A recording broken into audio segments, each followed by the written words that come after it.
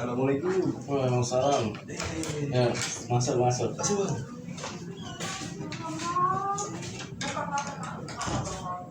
Assalamualaikum bang. Ya, waalaikumsalam. Ada apa nih? Kenapa? Ane mau ini bang, ada tugas podcast nih Oh. buat tugas UAS nih bang.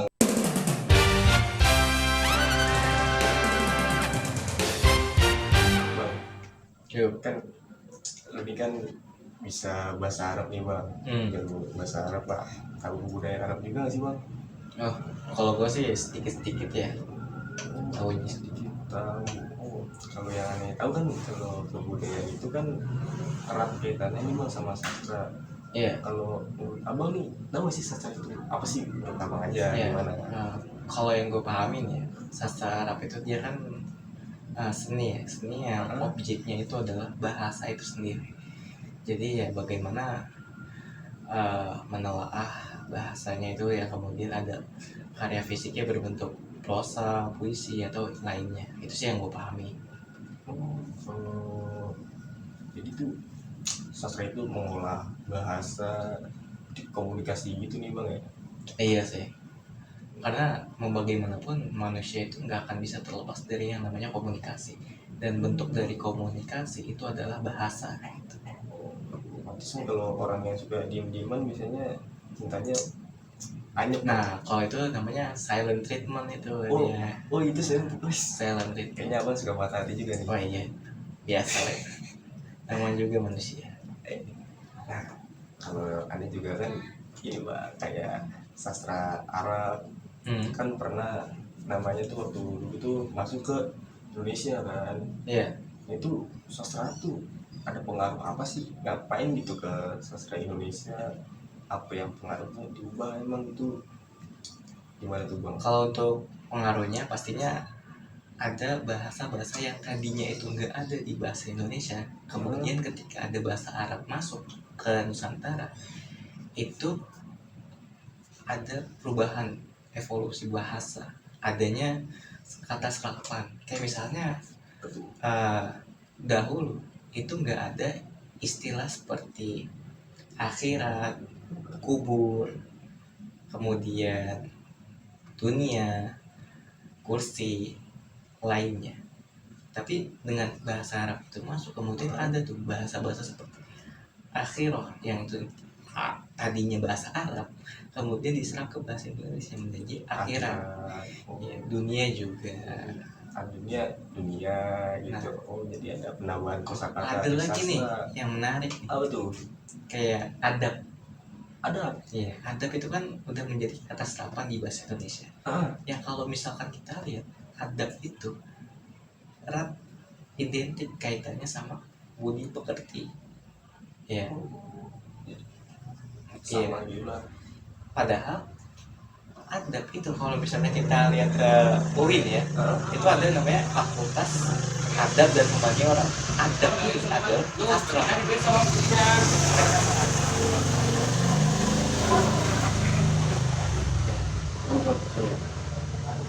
Iklan dikit ya, betul. Mereka mengartikan adab itu sebagai sastra gitu.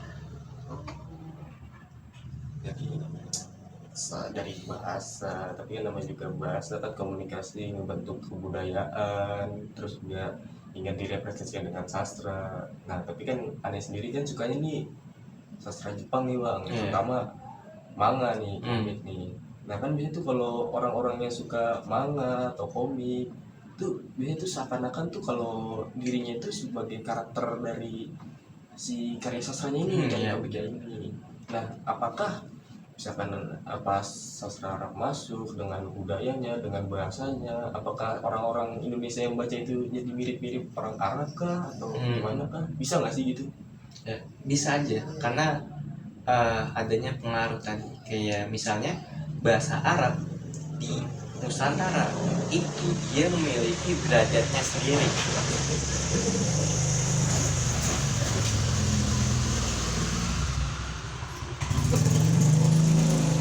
Iklan lagi masuk derajatnya itu gimana? Kan tahu sendiri ya, bahasa Arab dan Islam nggak bisa dipisahkan. Penyebaran Islam secara nggak langsung menyebarkan bahasa Arab. Karena ketika kita beribadah, ketika kita menjalankan ajaran Islam itu menggunakan bahasa Arab. Nah, siapa sih orang yang bisa mengajarkan Islam? Para ustadz, ulama, dan mereka itu menggunakan bahasa Arab selain menggunakan bahasa pribumi. kok gitu jadinya. Jadi nah, masyarakat memandang, oh ternyata bahasa Arab ini bahasa yang sakral, bahasa peribadatan. Jadinya kalau ada orang yang bisa bahasa Arab, wah otomatis orang ini soleh. Jadi adanya stigma terus dalam masyarakat saking kuat pengaruhnya bahasa Arab. Dan kalau kita lihat lagi ya, kitab suci Al-Quran kan itu dia memakai bahasa Arab, makanya tingkat kesakralan itu lebih tinggi. Ya walaupun itu bisa dikatakan ada benarnya juga, walaupun nggak sepenuhnya benar. Ya, emang kalau manusia itu kayak berperilaku sesuai apa yang dia baca, jadi Iya ya benar. jadi grup gitu ya. Contohnya kayak apa ya, lampu hati Iya. itu. Nah, kalau lu pernah lihat ya video ada orang ngomong bahasa Arab nih, kemudian diaminin. Oh ya, Nah, amin. amin.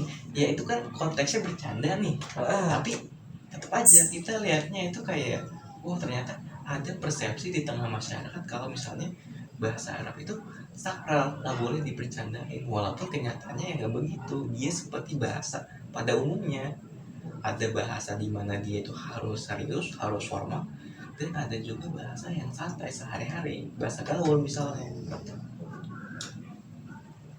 Kuat juga pengaruhnya ya dari Iya. bahasa ke sastra itu. Emang ya karena emang sastra harus ada bahasa Akan. buat mengkomunikasikan. Betul. Jadi udah emang CS-nya dah. Iya. Tapi kalau menurut abang sendiri nih bang, kalau misalnya sastra Arab itu ke Indonesia tuh berdampak banget nggak sih terhadap kebudayaan Indonesia? Oh, sangat berdampak ya. Coba kita lihat dari ini ya, kata serapan lagi. Jadi di bahasa Arab itu ada kosakata, ada mufradat. Syajaroh artinya itu Banyak banget ya. pohon. Hah? Pohon. Pohon. Iya. Syajarotun pohon artinya. Heeh. Kemudian adanya serapan yang dia itu memiliki makna yang meluas. Dari kata syajarotun kemudian diserap menjadi apa? Jadi Sejarah. Karena melihat dari karakteristik pohon yang dia itu tumbuh dari akar kemudian menjadi dahan, ranting. Nah ini mengisyaratkan sejarah. Sejarah kalau misalkan kita telaah dari sumbernya itu akan bercabang, akan banyak versi, kira-kira gitu. Dan lagi karena kita mayoritas agama penduduknya itu adalah agama Islam. Nah ini mengakibatkan transformasi makna kata-kata yang itu harusnya ada menjadi konsep Islam kemudian dimaknai ke dalam bahasa sehari-hari, bahasa Indonesia. Kayak misalnya ibadah itu bahasa Arab, ibadatun ya. Padahal itu ritual semata, tapi konotasinya itu menjadi seolah milik muslim aja. Atau kita misalnya lihat tadi kitabun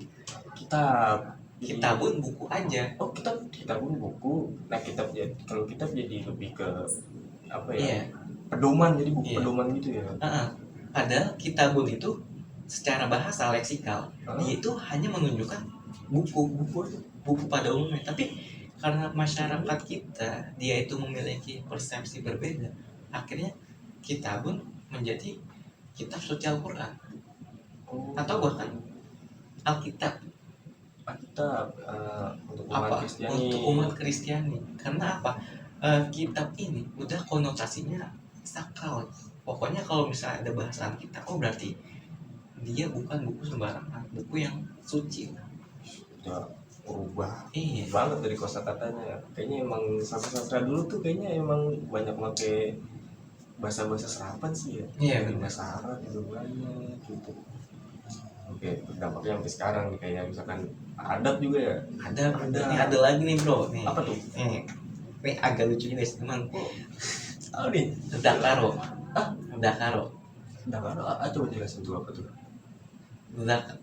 Kita tahu buah zakar. Iya. Itu kan bagian dari kelamin laki-laki ya, biji zakar gitu. Padahal di bahasa Arabnya zakar itu adalah laki, bukan biji kelamin. Itu ada perbedaan Ada juga nih. perbedaan gitu.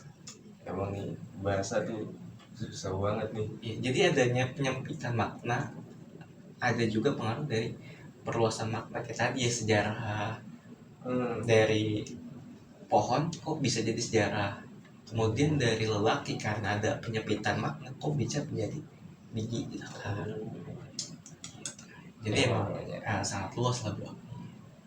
Tapi emang ternyata pengaruh dari sastra Arab tuh emang gede itu ya, terhadap bahasa, apalagi namanya sastra yang itu adalah representasi dari kebudayaan, apalagi kebudayaan itu kalau lepas dari komunikasi dan bahasa. Jadi emang pengaruhnya gede juga ya terhadap. Nah, terima kasih nih bang udah bantu gue bikin podcast buat jawab pertanyaan-pertanyaan tentang pengaruh sastra Arab ke sastra Indonesia dengan membawa dengan kesan-kesan Islami juga. Terima kasih banyak nih. Sama-sama. Takutnya kan kerepotin juga nih nanya malam-malam begini nih. Senang bisa membantu kok. Kita mau subuh lagi. Betul. Thank you banget bang. Yuk.